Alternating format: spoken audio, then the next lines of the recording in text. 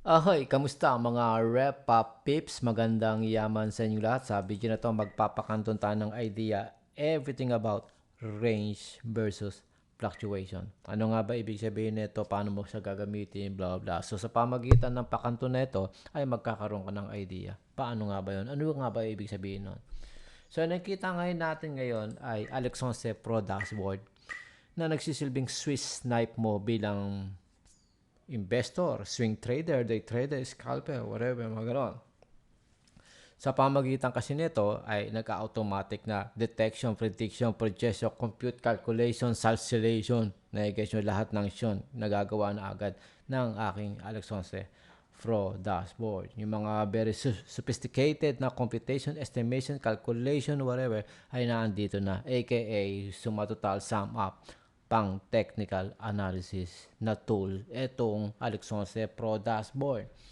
So ngayon, ano nga ba ibig sabihin ng range versus fluctuation? Kung makikita ngayon natin dito sa may Pro Dashboard, may kung anong klaseng mga options dito. Gusto ko makita yung change, gusto ko makita yung negative percentage ratio, gusto ko makita yung high versus sa low versus sa close, average versus low, whatever, hanggang all the way, yung mga variation, high versus low, open versus close, hanggang all the way na makarating tayo sa yung sa may tungkol sa range. So, sa loob ng MA20, sinasabi niya yung total range. Nakasulat dito, MA20. Yan yung total range. Total difference ng highest and lowest within MA20. Habang makikita natin sa bantang gitna, ito yung ranges, individual ranges kada araw. Ngayon, kapag sa usapang technical analysis, at least sumunod ka sa standard thinking, MA20 versus recent MA5. Diba? Katulad nito, may kita natin dito, meron tayong automatic detection, prediction, projection, calculation dito na MA20 versus recent MA5. Which is, nakaka-nosebleed malamang ito sa iyo. Masyadong too sophisticated kasi. Sophisticated, complicated. Diba? So, geto ngayon yan. Imagine mo na lang kung wala ang getong some kind of tools. So, gagawin mo ito manually. At gagamit tayo kunyari ng chart. Okay, gamitin natin is either Investagram or TradingView. Parehas lang naman kung tutusin yan. Okay. So, imagine ngayon natin, gusto nating makuha yung at least recent MA5. So, ito yung MA5, 4, 3, 2, 1. So, para makita natin yung range niyan or ranges niyan, di hanapin mo sa may special tools mo, hanapin mo yung price range. Ngayon, titingnan mo yung mga ranges nito. Katulad nito, magkano ba range nito? Around 20, di ba? Range nito around 20. Tapos itong range naman nito ay kakumpute mo ng ganyan, 82. Tapos dito 100 something, 140, tapos na-guess nyo. So, yun yun. Lalagyan mo siyang ganyan. Ang tanong, kaya mo bang tandaan 5 set of numbers? Gaano ka kabilis, kabagal na makamemorize ng 5 set of digits o 5 set of numbers o 5 set of prices? Kung ang standard thinking nga, dapat malaman mo yung total range versus sa individual ranges sa loob ng MA20. Pag sinabing MA20, pag sinabing MA20, transaction sa buong isang buwan. Di ba? Isipin mo, 5 candlestick is MA5. 5 days na transaction, di ba? MA5. 5 days na transaction niya, kailangan mo nga at least minimum MA20, isang buwan. Dito pa lang sa 5 set of digits na yan, ang laki ng chance, wala kang matandaan dyan. Hindi mo basta matatandaan yan. It takes you like forever bago ka makatanda ng multiple set of digits or numbers. So, dito na ngayon babagsak yung tulong o yung purpose na katulad ng tinuturo ko sa aking online masterclass. Lahat ng estudyante ko dapat must fucking learn how to use Microsoft Excel or any kind of word processor. Okay? Spreadsheet processor pala. So ngayon, gagawin mo ngayon, ililista mo ngayon dito yan. Di ba? Kaysa naman i-manual mo sa papel yan, di lalo natagalan ka pa. Di ba? So, ililista ngayon natin yan dito. Okay? So, rough estimation, ito nakuha natin dito. Magre-record tayo. Magre-record tayo. Ito yung MA5. Ito yung MA4. Ito yung MA3, MA2, MA1. Oo nga pala, lagyan natin ng pangalan. Okay? Lagyan natin ng pangalan yan dyan mamaya. Okay? So ngayon, titignan. Teka, ano lang natin? Kukunin natin yung value, which is dito, nasa around 20. Diba? Tapos, ito, nasa around 80. Around 80. Kahit rough estimation na lang, since pan demonstration lang naman, 80, 140. Okay, 80, 140.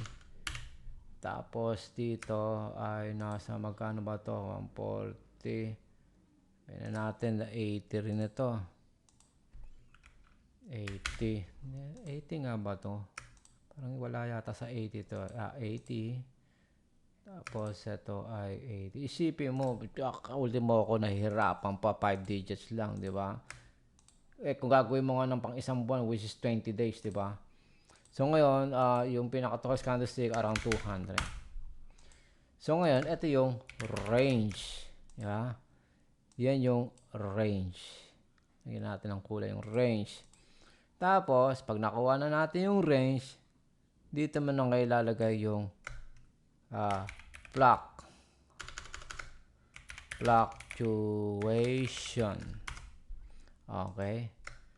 Min, ab, max. So, ang gagawin lang naman natin, min, kukunin lang natin yan, min. Tapos, syempre dito, average, syempre, common sense, puta, alam na agad natin, ano yung max dyan, yung 200. Diba? So, ito yung individual ranges sa loob ng MA. 1, 2, 3, 4, 5. Gets mo? Total fluctuation, total difference, highs and low within MA5.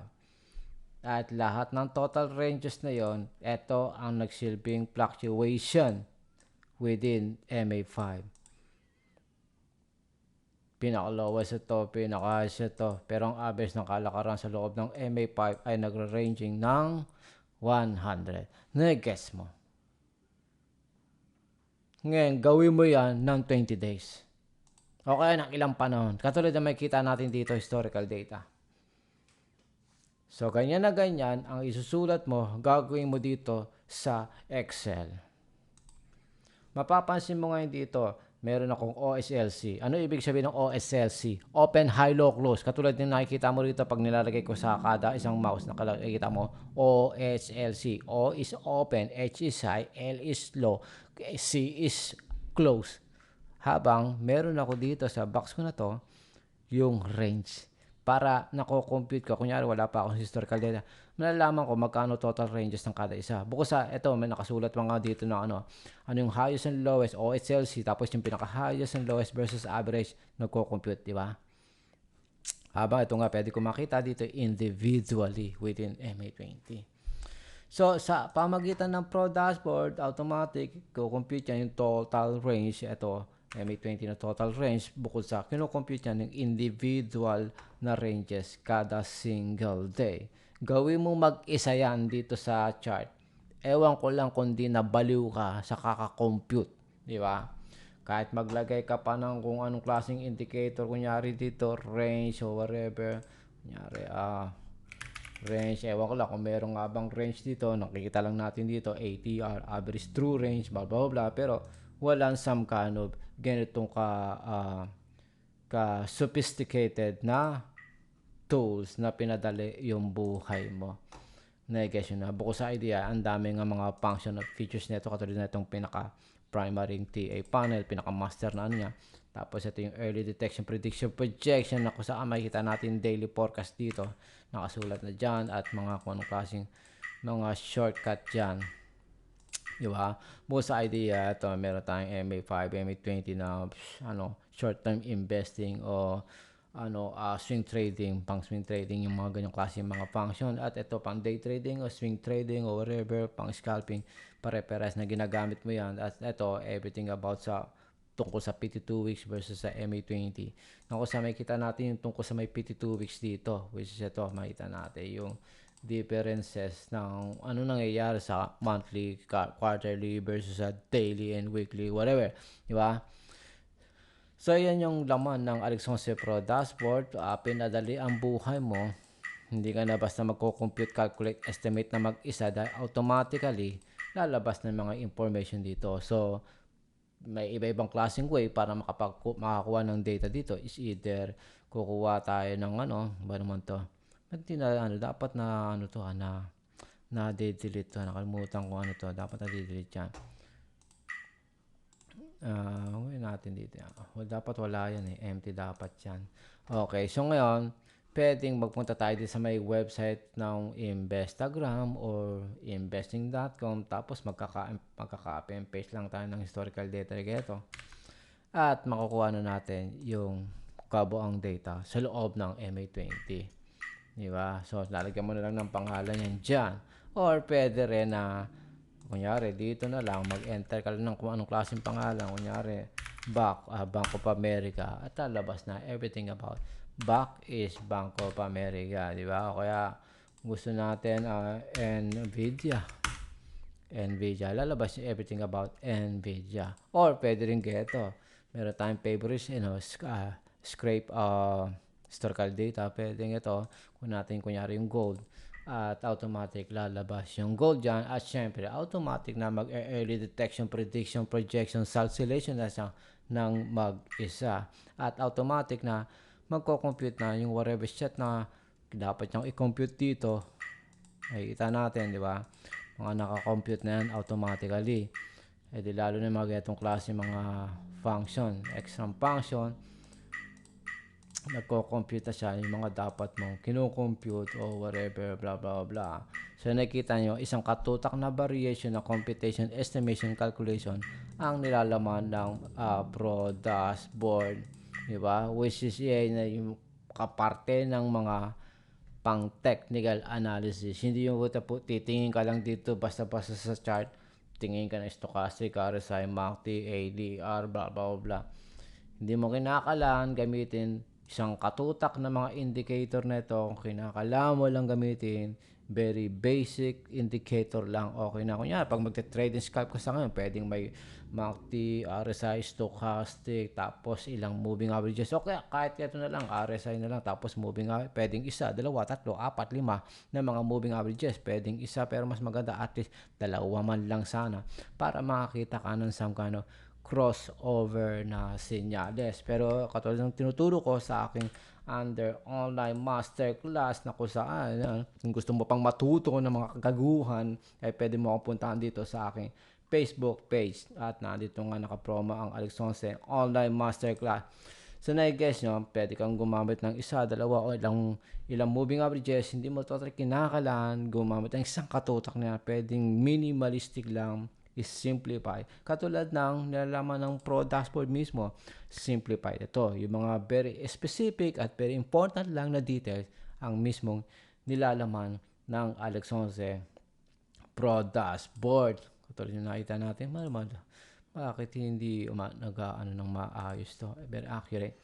So, ito yung mga very important, katulad ng change o day change, tapos yung negative and positive percentage ratio. Mga very important, katulad yung mga OHLC na yan, high, low versus pero number one dyan, day change, tapos yung range, tapos yung positive and negative percentage ratio. Yan yung mga dapat binabantayan dyan. Di lalo na usapang sa 52 weeks.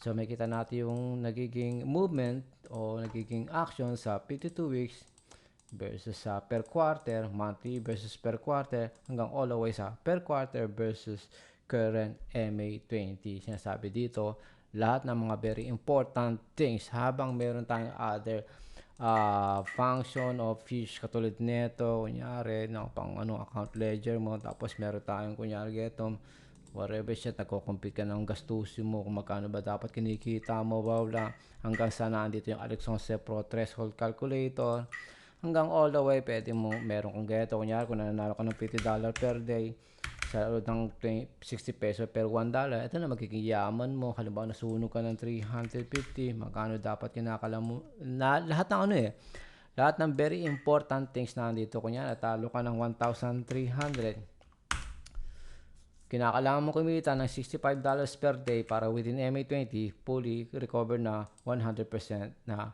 1,300 na loss. Pero kung nakagawa ka lang ng less than $20 per day within MA20, marirecover mo lang 25% na talo mong 1,300, blah blah blah, di ba? So mga ganun, pinadali yung process mo. Habang ito nga, meron tayong mga dito, special functional features. At ito, pwede nga tayo mag dyan. So, yun. So, na-guess yun na ibig ko sabihin na kung ikaw ay manually mag-compute ng range dito, kailan ka pa matatapos, lalo ng MA20, tapos, kadalasan pa, estudyante ko man o estudyante ng ibang guro, hindi marunong mag-Excel. Patay tayo dyan. Yung manually nga ka mag-compute, mali ka na eh. Tapos hindi ka pa marunong mag-Excel. Di ba? Patay tayo dyan. Gaano ba katalino ang Pilipino pagdating sa numero o sa math? Maraming palpak, maraming fail, di ba? Kaya sa pamagitan nga ng Pro Dashboard, pinadali na ang buhay mo. Dahil wala ka na masyadong too complicated na computation na gagawin, kundi mag-i-import ka na lang ng historical data to online or whatever. At ito na nga, automatic na i-compute, calculate, estimate sa'yo yung mga bagay na dapat mong kino-compute, calculate. May early detection, prediction, projection o forecast na yung Alexonse Pro Dashboard, aka daig pa niya yung kesyo may robot kakuno dun sa EA dun sa may MT5, babawala. Ito sa pamagitan na meron ka na dito automatic po, pwede mo pang i-update all that time, anytime, katulad nito, di ba? Ngayon, kahit gaano katalino yung TA, shit mo na yan, kung palpak pa rin yung decision making mo, action, execution, and emotion mo, walang kwenta ang TA mo. Di lalong walang kwenta rin ng Pro Dashboard kung tatanga-tanga ka at pabobobobo ka. Guess mo, mag-value ng time.